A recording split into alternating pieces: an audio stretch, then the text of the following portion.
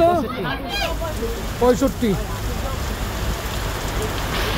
হ্যাঁ হ্যাঁ দৌড়নি দিয়ে দিচ্ছি।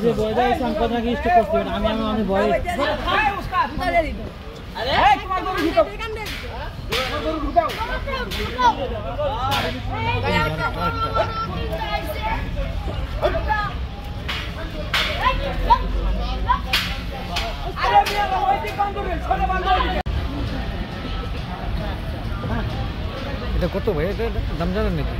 কত হবে? 7 লাখ মতো। 7 চাই তো বেশি এখন, বেচা দাম তো কম।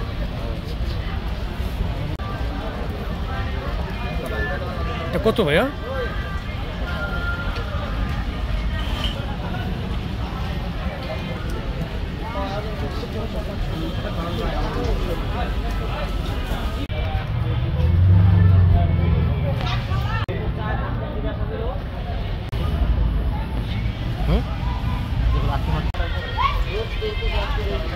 এটা কত? 8 লাখ চাওয়া দাম। 8 লাখ চাওয়া দাম। কত হলে ছাড়বেন এটা? 8 লাখ। আমাদের যেটা মালিক সে এখনো আসেনি, মালিকটা আরো দুটো আছে বড়, তো ওই দুটো নিয়ে আসলে আচ্ছা এই কানে বাঁধবো।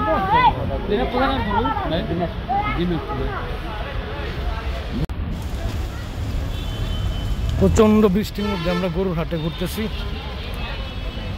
ঠিক আছে।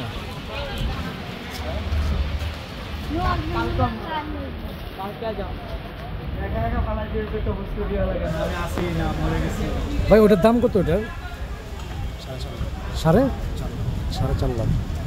4.5 লাখ। কষ্ট ভাই, লোক লাগানো যে সোনা কম। এটার দাম 4.5 লাখ।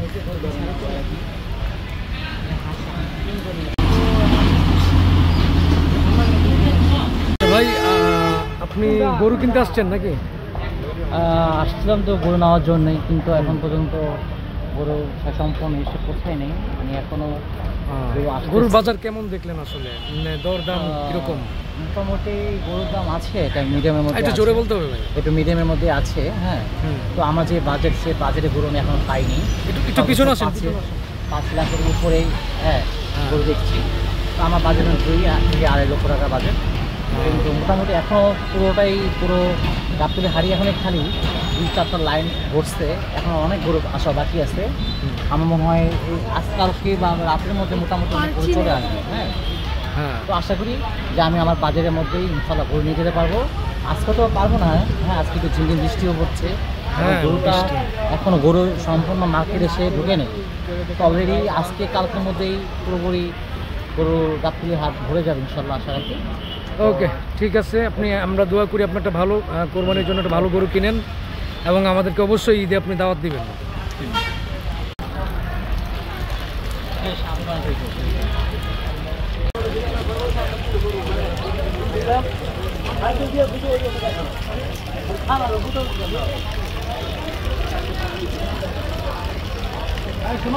এই যে এদিকে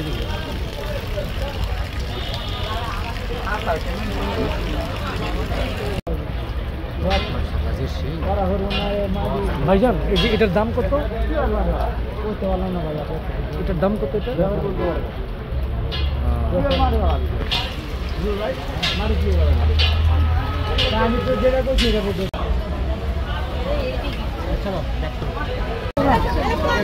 কত নিচ্ছে এটা? কত আপু এটা কত নিচ্ছে? কত? 65।